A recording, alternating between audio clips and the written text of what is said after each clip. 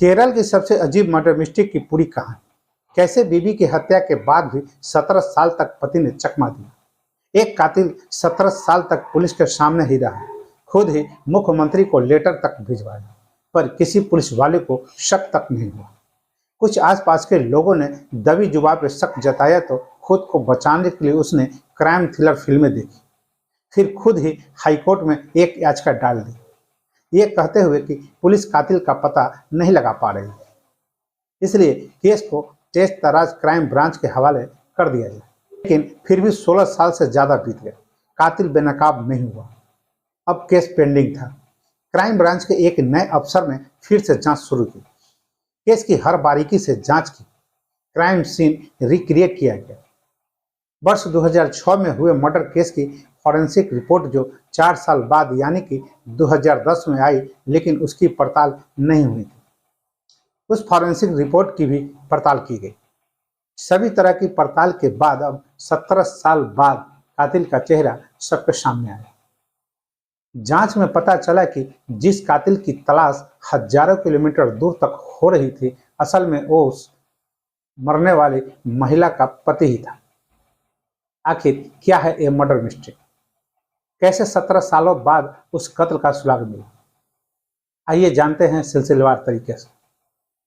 तो सबसे पहले नमस्कार, न्यूज इरा के क्राइम एपिसोड के 38 में एक बार फिर आपका स्वागत है और मैं आपके साथ विपिन। ये मर्डर मिस्ट्री अब से करीब 17 साल पहले की है। तारीख थी 16 मई 2006। जगह केरल का पथानामिट्टा, जिला पुलाद।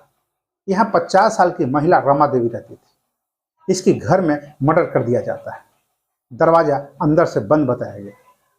इस महिला के पति का नाम जनार्दन नायर है। पति पोस्ट ऑफिस में यानी कि डाक विभाग में सीनियर अकाउंटेंट थे। जब वो ऑफिस से घर लौटे तो पता चला कि पत्नी की बेरहमी से हत्या कर दी गई। वो शोर मचाते हैं, आसपास के लोग इकट्ठे हो जाते हैं, पुलिस को सूचना दी जाती है, फिर जांच शुरू हो जाती है। आसपास के लोगों का बयान लिया जाता है। पड़ोस में रहने वाली एक महिला ने बताया कि उसने रमा देवी के घर के पास एक संदिग्ध मजदूर को देखा था। वो मजदूर उसके घर के पास एक कंस्ट्रक्शन साइट पर काम कर रहा था। कुछ हफ्ते पहले ही वह वहां आया था और उस मजदूर का नाम था चुटला मुथु। वो एक महिला के साथ वहां रह रहा था, लेकिन जैसे ही उस पर लोगों ने शक जताया वो चुपके से भाग गया। अब इस मर्डर केस की एफआईआर दर्ज हुई। पुलिस ने मौके से साक्ष्य जुटाए। फॉरेंसिक टीम ने मामले की जांच की, कई सबूत जांच के लिए भेजे, लेकिन पुलिस ने काफी हद तक मान लिया कि रमा देवी के मर्डर के बाद जैसे ही उस मजदूर पर शक हुआ, वह उस महिला के साथ फरार हो गया। अब पुलिस उसे ही कातिल मानकर उसकी तलाश में जुट जाती है, लेकिन वो नहीं मिलता। अब 1 साल बीतने वाला था, वो मजदूर का पता नहीं चला। इधर रमा देवी के कातिल को पकड़ने की मांग को लेकर आसपास के लोगों ने सड़क पर रैली निकाली। इसके बाद आंदोलन शुरू हुआ। फिर उसके बाद समय से मुख्यमंत्री के तमाम मंत्रियों और अफसरों से लिखित शिकायत की गई, लेकिन फिर भी सुराग नहीं मिला। अब बर्दाश्त को करीब 1 साल बीत चुके थे। पुलिस को कातिल का सुराग नहीं मिल रहा था। जिस मजदूर पर शक था वो अभी भी फरार चल रहा था। ऐसे में कुछ लोग दबी जुबान से महिला के पति पर भी शक करने लगता है। ऐसे में अचानक एक दिन पूरे केस में नया मोड़ आया और साल 2007 में ही मरने वाली महिला का पति जनार्दन नायर हाईकोर्ट पहुंच जाता है।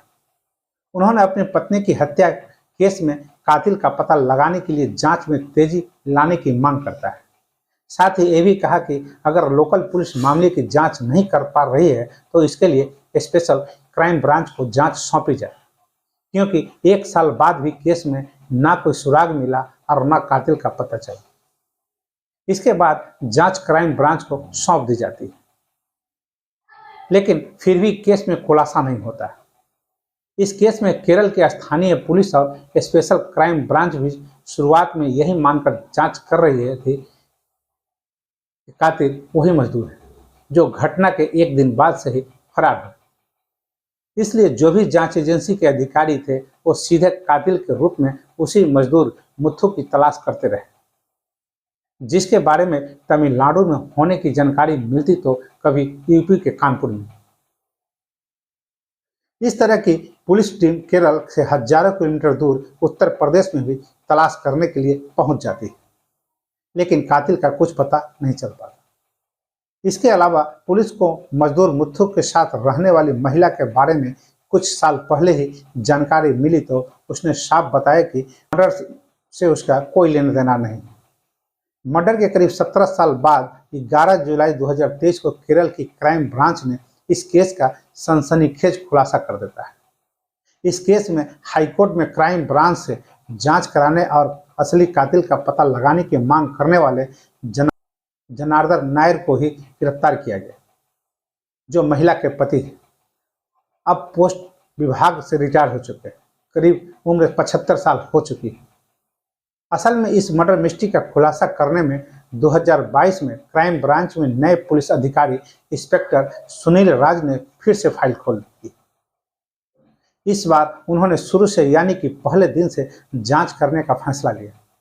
वो मौके पर पहुंचते हैं, लेकिन 16 साल में अब वो घर टूट चुका था जिसमें महिला की हत्या हुई थी।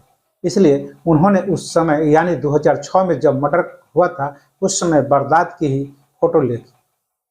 किसने क्या बयान दिया, सबके बयान पढ़े। इसमें उसके पति यानी कि जनार्दन नायर ने कहा था कि जब वो घर पहुंचे तो दरवाजा अंदर से बंद था, इसलिए उसी दरवाजे के ऊपर वेंटिलेटर के लिए लगी जाली वाली जगह से उसे तोड़कर दरवाजे को खोला था। अब इसकी पड़ताल के लिए उसी समय की ली हुई फोटो के आधार पर इंस्पेक्टर सुनील ने उसी डिजाइन तैयार करवाता है। दरवाजे के ऊपर जाली लगाई जाती है। इसके बाद दरवाजे को खोलने का प्रयास किया जाता है। तब पता चला कि इतनी ऊंचाई से तो दरवाजा खुल ही नहीं सकता। ये देखकर इंस्पेक्टर को यह समझ में आ गया कि महिला रमा देवी के पति झूठ बोल रहा है, इसलिए अब हत्या में उसी पर शक हो जाता है। लिहाजा उस समय की फोरेंसिक रिपोर्ट की पड़ताल की। इस दौरान चौंकाने वाली जानकारी मिली। दरअसल जब रमा देवी मृत मिली थी तो उसके दोनों हाथों में बाल थे। ये बाल किसी आदमी के थे। जिले पुलिस के कब्जे में लेकर जांच के लिए भेज दिया था, लेकिन अफसोस उसकी डीएनए टेस्ट रिपोर्ट 4 साल बाद आई थी। चूंकि इस केस में पुलिस को पूरा यकीन था कि मर्डर उसी मजदूर ने किया है, इसलिए किसी भी पुलिस अफसर ने उस डीएनए के सैंपल को किसी व्यक्ति से मिलाने का प्रयास तक नहीं किया। अब इंस्पेक्टर सुनील राज ने तुरंत शक के घेरे में आए रमा देवी के पति जनार्दन नायर का डीएनए सैंपल लिया और जांच के लिए भेज देता है। जब डीएनए रिपोर्ट आई तो पूरा केस ही खुल जाता है। असल में वो डीएनए सैंपल जनार्दन नायर से मैच कर गया, यानी मर्डर के दौरान रमा देवी के दोनों हाथों में जिस आरोपी के बाल थे वो कोई मजदूर मुथु नहीं बल्कि उसका पति जनार्दन नायर ही था। इसके बाद पुलिस ने जनार्दन नायर को हिरासत में लेकर पूछताछ की तो उसने मर्डर की बात कबूल लेता है। इस तरह 17 साल बाद वो कातिल पकड़ा गया, जिसने खुद ही कोर्ट में अर्जी लगाई थी कि असली कातिल को गिरफ्तार किया जाए। आखिर किस वजह से जनार्दन नायर ने अपनी पत्नी का कत्ल किया? पुलिस की जांच में जनार्दन नायर ने खुद को कातिल बताया। 75 साल की उम्र में गिरफ्तारी हुई। उसने बताया कि असल में उसे अपनी पत्नी के चरित्र पर शक था। उसे लगता था कि पत्नी का किसी गैर मर्द के साथ अफेयर है, इसलिए दोनों में अक्सर लड़ाई भी होती रहती थी। घटना वाले दिन भी लड़ाई हुई। दोनों एक दूसरे की पिटाई भी कर रहे थे। उसी समय रमा देवी ने पति के बालों को दोनों हाथों से दबोच लिया था और उसी समय पति ने किसी हथियार से हमला कर पत्नी की हत्या कर देता है और चुपके से घर से निकलकर भाग जाता है। लेकिन वारदात के दौरान महिला रमा देवी के दोनों हाथों में पति के बाल आ जाते हैं।